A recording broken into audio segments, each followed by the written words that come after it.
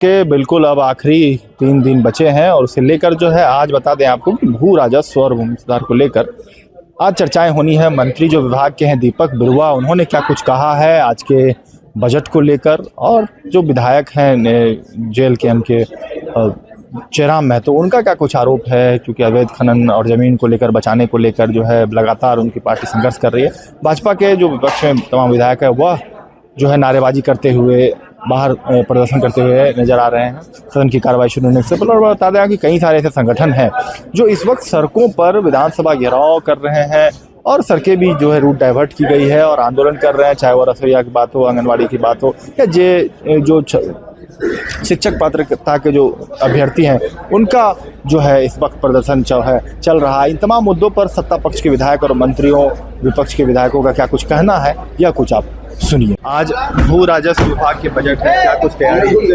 जी बिल्कुल, जमीन झारखंड की आत्मा है और आज जिस प्रकार से अंचल में और बाकी जगह पर चाहे सरकारी ज़मीन हो, गैर मजरूआ आम की ज़मीनें हो या जंगल की भूमि हो, इस प्रकार से वहाँ भी एक सिंडिकेट काम कर रहा है। तो मुझे लगता है इस राज्य के लिए चिंता का विषय है। जिस ज़मीन को बचाने के लिए अंग्रेज़ों ने हमें 1908 में CNT, 1837 में विल्किंसन और 1949 में SPT कानून से नवाजा कि हमारी ज़मीनों को कोई छुएगा नहीं, हमारी ज़मीन हमारी सबसे बड़ी संपत्ति है। और हमें लगता है कि आज सबसे ज़्यादा अगर कोयला और बालू के बाद लूट मची है तो हमारी ज़मीनों की है। इसलिए एक महत्वपूर्ण विभाग है जिस पर आज बहस करना है। साथ ही कार्मिक विभाग है जिसके तहत स्थानीय नीति को बनाना है, कई समुदायों की मांग है, उन मांगों को रखना है। साथ ही परिवहन विभाग पे चर्चा है। ऐसे महत्वपूर्ण विषय पर आज चर्चा है और उसकी पूरी तैयारी है। जो पर्याप्त समय मिलेगा उसमें उन विषयों को विधानसभा के पटल पर लाने का प्रयास किया जाएगा। हाँ, मैंने भी सुना JTET के हैं, NCT टीचर्स हैं, बहुत सारे विभाग के कर्मचारी या फिर अभ्यर्थी कहिए धरने पर है और उनकी बातों को मैंने तो संज्ञान में लिया है। अब प्रश्न है कि सरकार कब तक उसके संज्ञान में लेती है। धन्यवाद। दीदी वाले मुद्दा को लेकर जी, मैंने तो शुरू से ही कहा है कि जिस राज्य में ना कुछ करने के बाद आप माओ बहनों को 2500 रुपये दे रहे हैं तो कम से कम जो लोग कुछ कर रहे हैं, जो मेहनत कर रहे हैं, जो श्रम कर रहे हैं, वो तो कम से कम एक सम्मानजनक मानदेय की अपेक्षा रखते हैं। मैं उनकी मांगों का समर्थन करता हूं और मैंने विधानसभा में इस बात को रखा भी है। पूर्व मुख्यमंत्री रघुवर दास जी के समय पर ही जो है लिया गया था। अभी तक इन्होंने JTET का परीक्षा लिया नहीं है। आपका न्यायालय से भी आदेश आ गया है कि आपको 31 मार्च तक आपको ये परीक्षा ले लेनी है। जब मैंने ये प्रश्न डाला था, मैंने आपको पूरी विस्तार से जानकारी दी थी कि मेरे प्रश्न डालने के बाद सरकार का जो जवाब आया था, उन्होंने कहा कि अभी तक नियमावली का जो है पूरा बना नहीं है। तो मुझे ये समझ नहीं आता, न्यायालय का आदेश आ गया है कि आपको 31 मार्च तक परीक्षा लेनी है और अभी तक आपने नियमावली फाइनलाइज भी नहीं किया है। तो आप इतने दिनों कर, कितना दिन बचा हमको 31 मार्च में? क्या इतने दिनों में सारा नियमावली भी बन जाएगा, सारे चीज़ हो जाएंगे? ये तो खुद न्यायालय की अवमानना कर रहे हैं। न्यायालय की बात की वैल्यू ही नहीं है इनके सामने और ये यहाँ पे सदन के अंदर बड़ी बड़ी बातें करते हैं। बड़े बड़े राजस्व की क्या स्थिति है आज कई विभागीय देखिए बहुत सारे ऐसी चीजें हैं। भू राजस्व विभाग का चर्चा है, बहुत सारे ऐसी चीजें हैं। सभी के माननीय के क्षेत्रों के जो है मुद्दे सभी पटल पे उठेंगे। अब हमें जो आंसर मिलता है हमको उसी से ही पता चलता है कि सरकार इस पर क्या कर रही है। आंगनबाड़ी सेविका का मुद्दा भी मैंने उठाया था, सहायिका का भी मुद्दा मैंने उठाया था, जिसमें मैं आपको बताना चाहूँगी कि आंगनबाड़ी सेविका और सहायिका के लिए इन्होंने प्रतिशत बताया कि राज्य और सरकार का जो अंशदान है, केंद्र का जो है अंशदान है।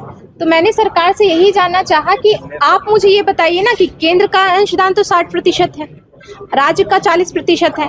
आप मुझे बाइफर्केशन दीजिए। उन्होंने जो जवाब दिया उसमें बाइफर्केशन नहीं था कि केंद्र से हमको इतना राशि प्राप्त होना है। देखिए, नियम होगा तो सभी जितने हमारे भारत देश में जितने राज्य हैं सभी के लिए एक ही नियम केंद्र तय करती है। सभी के लिए एक ही नियम केंद्र तय करती है जो सभी राज्यों के लिए समान होता है। वही हमारे झारखंड के लिए भी है। तो ये सभी चीज़ों को लेकर जब हमने सरकार से प्रश्न पूछा था आंगनबाड़ी की, क्योंकि उन्हें मानदेय भी समय पर नहीं मिलता है, मानदेय समय पर नहीं मिलता है क्योंकि केंद्र और राज्य का अंशदान अलग अलग आता है, केंद्र अलग समय पर भेजता है। आज इनके विभाग का बजट है, क्या कुछ कहना है? पूरा संतुष्ट करने की कोशिश करेंगे। कह रहा है सबकी आपकी सरकार में लोग धरने पे सड़क पे बैठना पड़ रहा है, कोई काम जनता का नहीं हो रहा है।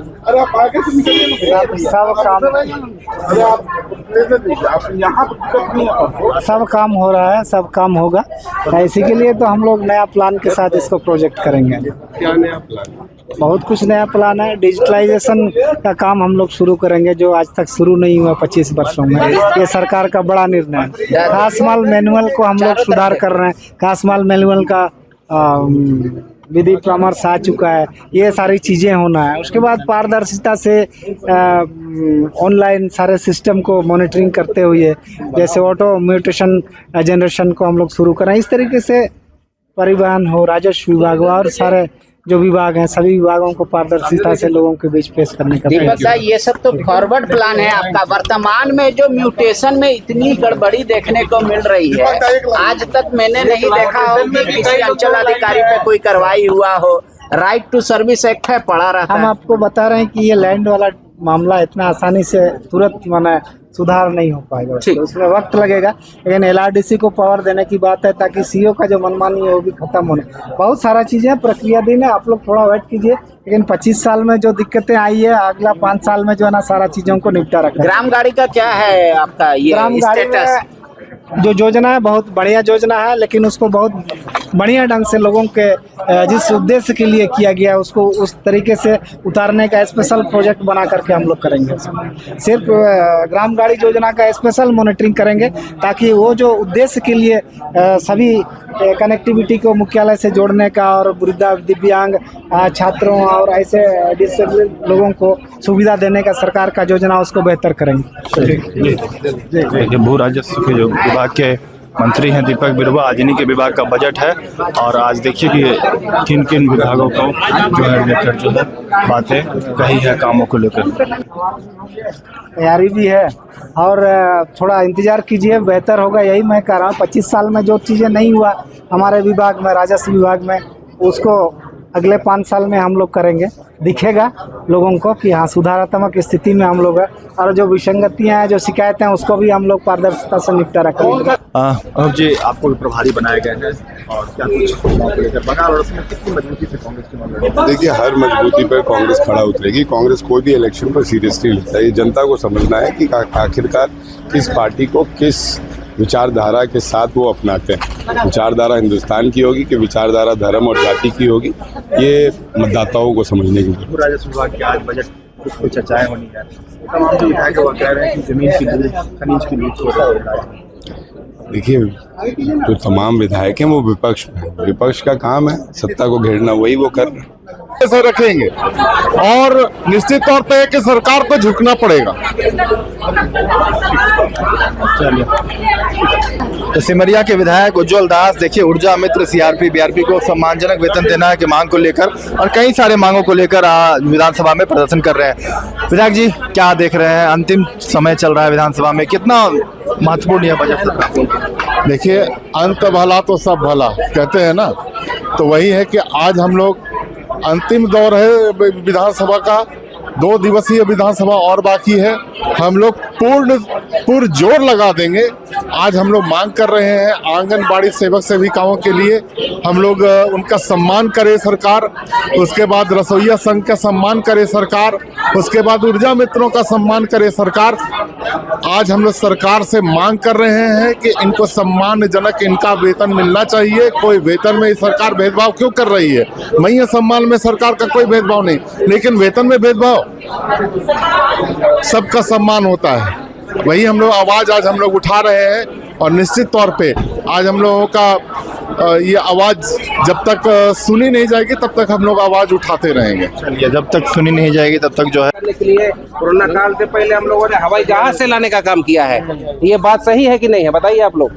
हवाई जहाज से चप्पल नहीं था पैर में, उनको भी हवाई जहाज से लाने का काम किया है। हमारे सरकार संवेदनशील है। क्षेत्र का विकास के लिए, झारखंड प्रदेश का विकास के लिए दृढ़ संकल्प है और हमेशा यही सोच रखते हैं कि हमारे झारखंड के जो भी गरीब गुरबा हो चाहे अमीर हो सबको लेके चल रहे हैं, सबको समान रूप से देख रहे हैं और क्षेत्र का पूरा झारखंड का विकास हो रहा है, एकदम तेजी से विकास हो रहा है। धरने पर बैठे विपक्ष का तो हमला करना जरूरी है, रास्ते पर बैठे हैं जरूर, लेकिन विपक्ष का काम है हमारे ऊपर हमला करना। वो लोग नहीं मानेंगे, अच्छा भी कर रहे हैं। रसोईया संघ को हम लोग उसके लिए हम लोग विचार कर रहे हैं, उनको वेतन चाहिए, वेतन हम लोग दे रहे हैं। हाँ, शिक्षक नियुक्ति भी होगा और फिर मेडिकल नियुक्ति भी होगा, सब नियुक्ति होगा। पूरा जनता खुश है हम लोग के प्रति, कोई इसमें किंतु परंतु नहीं है। काम एकदम बिल्कुल बढ़िया धरातल पर हो रहा है। पूरा झारखंड प्रदेश में धान चावल के जगह पर हम लोग सोना चांदी उगाने का काम करेंगे। धन्यवाद।